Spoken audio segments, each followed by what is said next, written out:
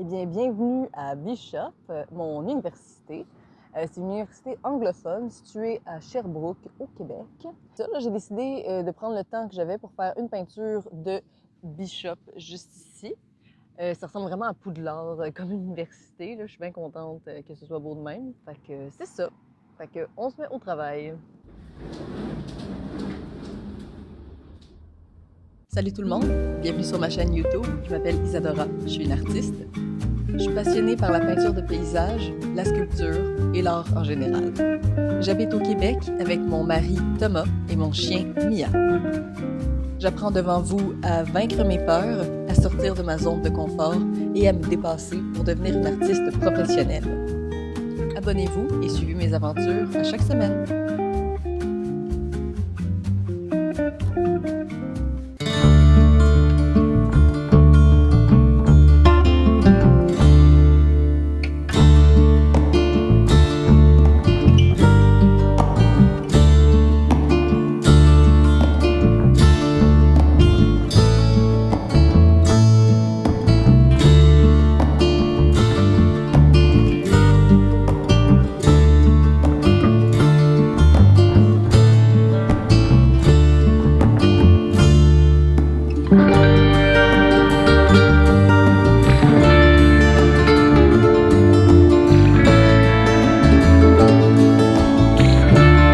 Mauvaise nouvelle, je viens de me rendre compte que j'ai pas de palette pour mélanger la peinture. Il manque toujours une petite affaire, ou une grosse affaire, comme là la palette, c'est vraiment cave que j'ai oublié ça. Fait que je vais utiliser pour la première fois l'intérieur de ma palette. Enlever ça, mettre ça dans mon bol d'eau.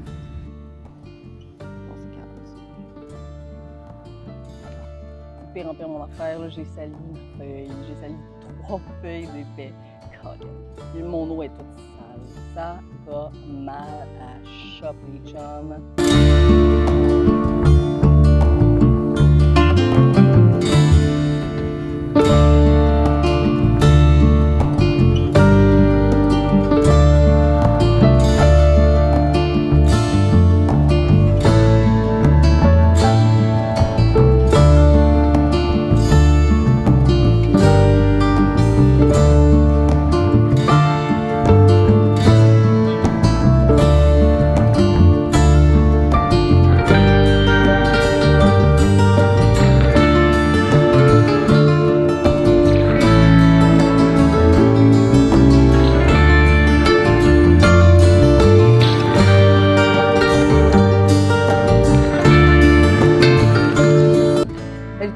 Je vais vous montrer qu'est-ce qu'il y a dans mon sac. On va faire un What's in my bag vidéo. Ça va être une parcelle de la vidéo. Donc, je vais vous montrer qu'est-ce qu'il y a dans mon sac. Pour un peu de contexte, dans le fond, moi, je vais à l'université en beaux-arts, si on veut, en studio arts, en anglais, à l'université Bishop. Fait que pour cette session, j'ai 2 cours. J'ai un cours de mold making, donc c'est un cours pour faire des moules pour des sculptures, et j'ai un cours de dessin. Fait que j'ai juste pris 2 cours cette session. J'avais pas le goût de mourir, donc mon sac. Le sac que j'utilise, c'est un sac que j'ai acheté au Bureau en gros. C'est un sac qui est fait à moitié en genre de nylon, polyester, je sais pas trop quoi, puis à moitié en faux cuir. C'est la marque Targus California, rien de moins. Puis c'est ça. Fait que sur le sac, il y a une pochette sur le côté où je mets généralement mon téléphone cellulaire. Et c'est ça. Il y a une pochette à l'arrière ici. Fait que je l'utilise pour amener les livres, les cahiers, puis les trucs comme ça. Pour l'instant, j'ai mes cartes d'affaires qu'il faut que je coupe avec la tranche de l'école. Donc, ça, c'est là-dedans. Ça ne sera pas là-dedans tout le temps, mais pour l'instant, c'est là. J'ai un beau petit duotang, comme ceci, à pochette, où je mets les références qu'on nous donne, toutes les feuilles, dans le fond, qu'on nous donne à l'école, plus de références. J'amène aussi mon cahier Royal Talents. Art Creation. Fait que c'est ça, c'est un cahier genre 8,5-11 qui me sert pour mon cours de dessin. Pour l'instant, il y a juste vraiment des doodles, des essais de brush, vraiment de la cochonnerie là-dedans, mais ça va me servir pour faire des études de tête, des devoirs, des trucs comme ça. C'est un cahier que j'aime bien parce que le papier a un petit ton crème. Et il est assez épais pour supporter de l'encre, puis même un peu de gouache. Une couche très fine de gouache, ça pourrait supporter. Dans la pochette principale, j'amène mes écouteurs. Donc, c'est des JBL 125. Est-ce que je les recommande? Sérieux, pas tant. Le son est bon, mais je trouve qu'ils tiennent pas bien dans les oreilles. Puis, c'est ça. Mais tu sais, ils sont corrects, le prix est correct, puis ils font la job, mais éventuellement, j'aimerais ça changer pour quelque chose d'un peu mieux. Mon agenda, mon organisateur par excellence, j'organise jamais sur mon iPad ou sur quoi que ce soit. J'aime beaucoup mieux écrire sur le papier. Puis j'ai un agenda depuis que je suis genre en maternelle. Donc c'est vraiment quelque chose qui reste avec moi tout le temps. Celui-là, précisément, c'est le Paper Blanks. C'est un nocturnel Paper Blanks, donc ça, je suppose que c'est le design dessus. Mais ouais, j'aime vraiment les agendas Paper Blanks parce que le layout est par semaine, comme ça, alors au complet les jours. J'aime pas ça avoir le dimanche en bas. Puis j'aime ça avoir vraiment toutes mes journées claires avec des petites notes, rien de bien fancy, simple et efficace, comme j'aime ça. Bon, ça ici, c'est un cahier que j'utilise. Je fais le The Artist's Way de Julia Cameron. Ça va faire une vidéo plus pointue là-dessus quand je serai plus loin dans cette aventure. Mais une des tâches qu'on doit faire, c'est écrire 3 pages à tous les matins. Donc, c'est ce que je fais dans ce cahier-là. Ça aussi, c'est un paper blank, je pense. Ouais. Paper blank Safavid. C'est un cadeau que mon frère m'a donné, mon petit frère m'a donné il y a beaucoup d'années. Il est vierge à l'intérieur, il n'y a pas de ligne. Puis comme ça, ben, je peux écrire mes petites pages comme ça à l'intérieur. Ça va bien, c'est bien le fun. Je n'avais pas envie d'acheter un autre cahier pour faire ça. Il ne servait pas, donc tant qu'à y être, je l'utilise pour ça, puis il fait la job. Il est juste un peu lourd, mais bon, de toute façon, il va être terminé, puis je pourrai changer à un cahier plus léger éventuellement. Mon sketchbook, mon fidèle compagnon, c'est un sketchbook que j'ai fait moi-même avec du papier Caddy Papers. C'est un papier que j'adore pour travailler la gouache, l'aquarelle et les médiums à l'eau. C'est un papier qui est assez texturé. Le papier est vraiment mince, mais il supporte beaucoup de couches d'eau. Il gondole pas. Puis il est vraiment organique. C'est quelque chose que j'aime vraiment dans ce papier-là. J'aime pas ça les papiers trop lisses pour faire de la peinture. Puis c'est ça. Il est pas super pour le dessin. Donc je l'utilise vraiment pour gouache aquarelle, mais avec une petite plume, il fait la job quand même. Mes clés. Shout out à mon super porte-clés en forme de bébé que j'adore vraiment. Et finalement, le clou du spectacle, mon étui à crayon. C'est un étui Shure, donc c'est un étui de micro de SM57, je pense, que Thomas avait plus besoin d'utiliser, donc il me l'a donné. Ça, c'est fait en cuir, je pense, ou en simili-cuir. Mais j'adore vraiment le format, il est solide, je trouve ça quand même assez badass d'avoir un étui de micro comme étui à crayon, je trouve ça quand même cool. Fait que, il est plein, donc je vais vous montrer qu'est-ce qu'il y a à l'intérieur de cet étui-là. Donc, ce qui se trouve dans mon superbe étui à crayon Shure,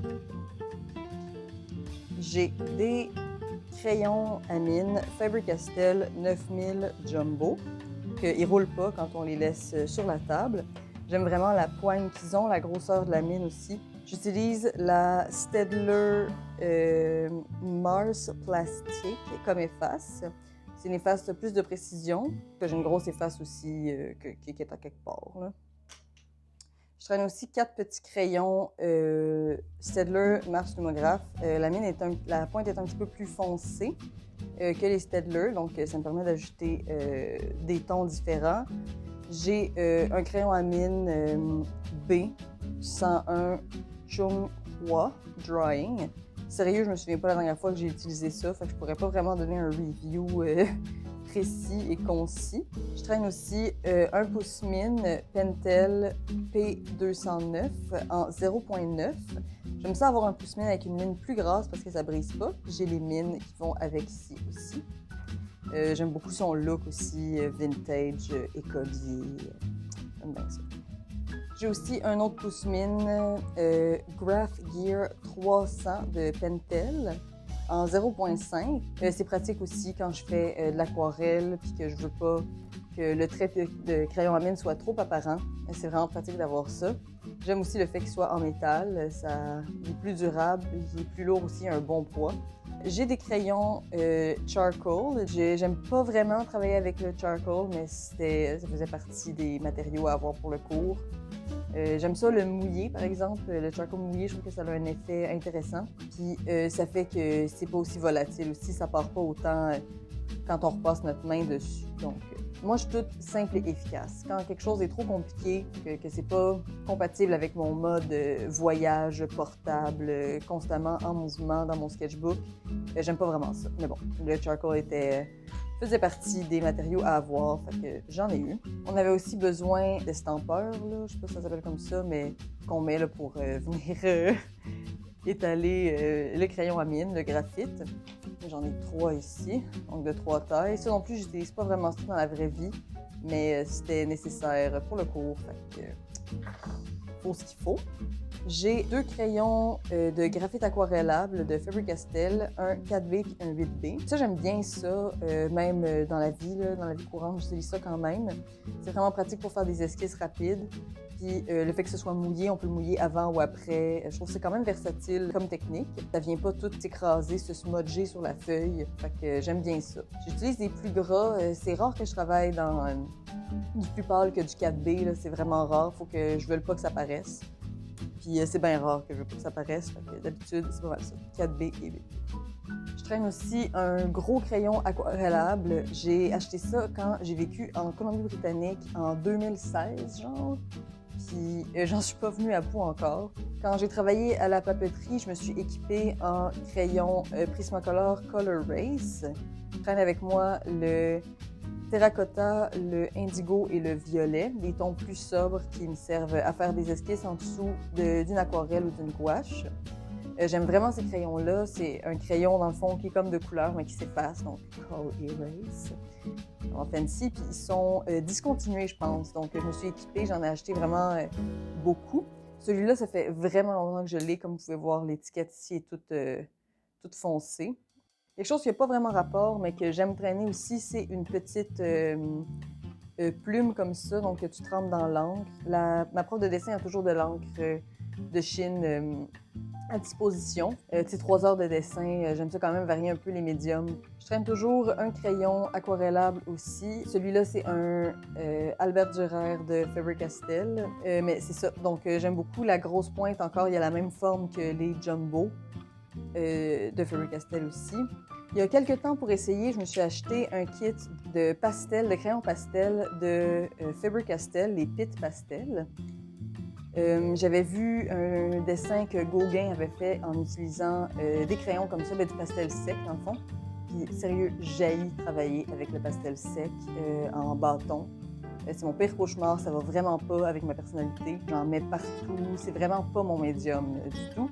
Mais je me disais que peut-être les crayons, ça pourrait être un bon compromis. On peut les utiliser mouillés aussi, ça fait un effet intéressant.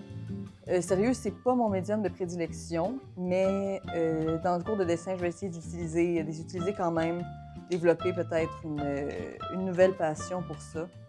C'est vraiment pratique, on peut mélanger les couleurs de façon vraiment intéressante. Puis dans le kit de base, il y avait une belle variété de couleurs aussi.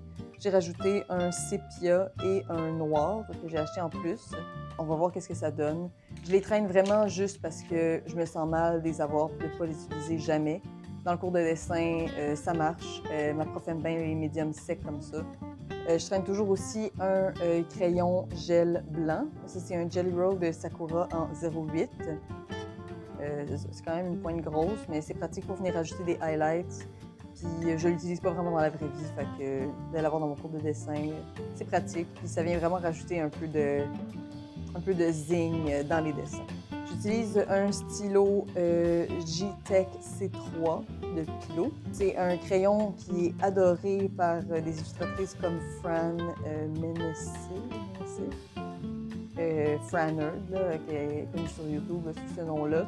Donc je l'ai acheté vraiment parce qu'elle a dit qu'elle adorait ça. Les pointes, c'est vraiment une pointe qui est très très fine, je pense que c'est du 0,4. C'est pas ce que je préfère. C'est vrai que j'utilise juste pas ça, mais encore dans le cours de dessin, ça peut être pratique. Puis je l'utilise aussi pour écrire dans mon agenda, puis pour écrire en général aussi. J'aime bien la pointe en métal qui est assez dure. Je trouve ça bien, mais pour dessiner, c'est pas ma tasse de thé. Mais je trouve ça vraiment beau, puis je trouve que ça a vraiment un effet vibrant puis simple quand tu maîtrises ce médium-là pour faire aussi du remplissage, faire des textures de cheveux et tout. Je trouve ça vraiment intéressant, mais c'est pas... j'utilise pas vraiment ça dans la vraie vie. Les derniers trucs que je vais amener, c'est vraiment du funky, là. Donc, et voilà, c'est du sparkle. J'ai un crayon rose ici de Pilot, donc c'est un V7 Grip avec une pointe en métal. Le trait est vraiment rose flash, donc ça peut être drôle. J'ai une brush dorée comme ça, qui fait vraiment du doré. Là, c'est intéressant encore pour ajouter de la texture. Ça, c'est un Dual Metallic Brush de Pentel que j'ai acheté quand je travaillais à la papeterie. J'ai un Uniball argenté. Ça, je l'ai utilisé beaucoup. Le crayon doré aussi. J'ai utilisé ça beaucoup pour mes cartes de Noël. J'avais acheté ça précisément pour faire des cartes de Noël. Je ne les ai pas utilisées depuis. Et finalement, un Pilot Bravo. Sérieux, l'histoire pour avoir ce crayon-là. J'ai vu Lee Alexson utiliser ces crayons-là. Elle ne jurait que par ça.